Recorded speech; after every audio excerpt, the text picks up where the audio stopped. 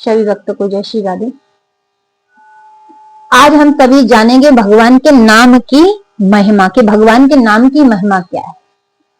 बड़ी सुंदर कथा है ये। तो आज हम सभी भगवान के नाम की महिमा का वर्णन सुनेंगे। भगवान के नाम की महिमा कैसी निराली है कि एक बार देवर्षि नारद बाबा भगवान के धाम को गए, बैकुंठ गए। बैकुंठ में जाकर के भगवान से वंदना करने लगे, प्रार्थना करने लगे कि हे प्रभु, आप अपने अलौकिक नाम की महिमा बताइए। भगवान ने कहा, यदि आप हमारे नाम की महिमा को सुनना चाहते हैं तो आप अभी इसी समय मृत्यु लोक पर पधारें। वहां जाकर के किसी कीड़े को मेरे नाम का उच्चारण करें, उसके सामने जाकर के मेरे नाम का उच्चारण करें। भगवान की आज्ञा पाकर के देवर्षि नारद बाबा जो हैं पृथ्वी लोक पर पधारे। पृथ्वी लोक पर आए तो रेंगता हुआ उन्हें कीड़ा दिखाई दिया। जब रेंगता हुआ कीड़ा महाराज दिखाई दिया तो देवर्षि नारद बाबा ने रेंगते हुए कीड़े को भगवान के नाम का गुणगान सुनाया। भगवान के नाम का जैसे ही गुणगान सुना, उस कीड़े ने तुरंत मृत्यु हो गई। मृत्यु हुई। देवर्षि नारद बाबा बैकुंठ पधारे। जब बैकुंठ जाकर के सारा वृतांत कहा कि वह कीड़ा मर गया, तब भगवान ने फिर कहा कि आप अब इस बार मृत्यु लोक पर वापस फिर जाएं और जाकर के फूलों पर बैठी हुई तितली को मेरे नाम का उच्चारण करना, मेरे नाम को गाना। देवर्षि नारद बाबा भगवान की आज्ञा पाकर के फिर पृथ्वी लोक पर आए और आकर के फूलों पर बैठी हुई तितली को भगवान के नाम का गुणगान सुनाने लगे। जब भगवान के नाम का गुणगान सुनाने लगे तो महाराज भगवान के नाम को सुनते ही वह तितली भी मर जाती है, उसकी भी मृत्यु हो गई। ये दृश्य देखा, दौड़े दौड़े ब्रह्म कुमार नारद जी बैकुंठ पधारे और जाकर के कहा कि आपके नाम को सुनकर वह तितली भी मर गई। भगवान ने फिर कहा कि हे ऋषि, अब एक बार पुनः आप फिर जाइए और जाकर के किसी हिरण के बालक को मेरे नाम का उच्चारण कराएं। मेरे नाम को हिरण के बालक के सामने गाना। देवर्षि नारद बाबा जो हैं भगवान की आज्ञा पा करके मृत्यु लोक पर आए। एक नन्हा का हिरण का बालक बाल शिशु है, उसके सामने भगवान के नाम को गाने लगे और जैसे ही भगवान के नाम को गाया, भगवान के नाम को सुनते ही वह हिरण का बालक भी मर जाता है। जैसे ही हिरण का बालक मरा, महाराज ब्रह्म कुमार नारद जी चिंतित हो गए और दौड़े दौड़े फिर भगवान के धाम पहुंचे। जैसे ही वैकुंठ पहुंचे और जाकर के भगवान के सम्मुख कहने लगे, ये लीलाएं अपनी बंद करिए, नाटक अपना बंद कर लीजिए। अरे आपके नाम को सुन सुनकर जिस जिसको कहा उसको मैंने आपके नाम का गुणगान सुनाया और वही व्यक्ति मर जा रहा है, वही जीव मर जा रहा है जिस जिसको मैं सुना रहा हूं। तो भगवान ने कहा कि देखो, यदि मेरे नाम की महिमा को जानना है तो इस बार आप मृत्यु लोक पर फिर वापस जाएं और अब किसी जंतु को नहीं,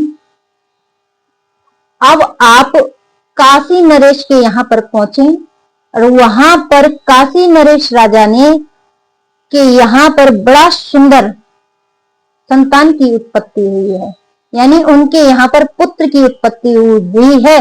आप जाकर के उनको, उस बालक को मेरे नाम का उच्चारण करें, मेरे नाम को गाना। ब्रह्म कुमार नारद जी कहते हैं, हे प्रभु, मैं अब दुखित हूं, मेरा मन दुखी है और मैं अब अत्यंत पृथ्वी लोक पर नहीं जाऊं।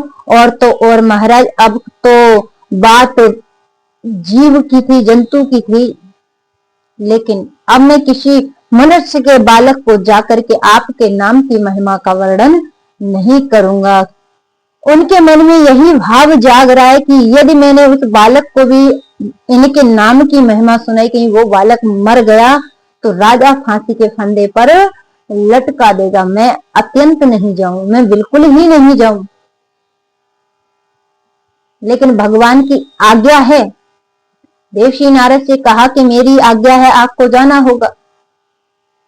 भगवान की आज्ञा पा करके देवश्री नारद काशी नरेश के राजमहलों में पधारे। जैसे ही राजमहलों में पधारे, काशी नरेश ने ब्रह्म कुमार नारद जी को आते हुए देखा, बड़ा स्वागत किया, बड़ा सत्कार कर रहे हैं, बड़ा आदर दे रहे हैं।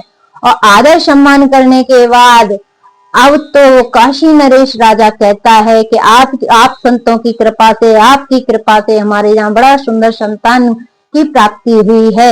आप चल करके उस छोटे से बालक को आशीर्वाद दें। अब तो देवश्री नारद बाबा डरने लगे। क्यों डरने लगे? कि इसलिए कि यदि मैंने उनके नाम का उच्चारण किया और ये बालक को कुछ हानि पहुंची तो मुझे तो मृत्यु दंड निश्चित है। मन ही मन विचार करें, लेकिन बड़ा साहस करके उस छोटे से बालक के पास पहुंचे। और जब छोटे से बालक के पास पहुंचे और जाकर के उसके कान में भगवान के नाम को गाना प्रारंभ किया। जैसे ही भगवान के नाम का उच्चारण किया और नन्हा सा सुस बालक बोलने लगा। क्या कहने लगा कि हे नारद, हे ऋषिवर, मैं आपके चरणों में प्रणाम करता हूं। जैसे ही वह छोटा सा बालक बोला, वो हर्ष में भर गए। कहने लगे, इतना छोटा सा बालक बोल रहा है। उस बालक ने कहा कि हे बाबा, क्या आपने अपने प्रभु की दिव्य नाम की महिमा का, शक्ति का अब तक अनुभव नहीं कर पाया, पहचान ही नहीं पाया? ब्रह्म कुमार नारद जी कहते हैं कि हे बालक, आप कौन हैं?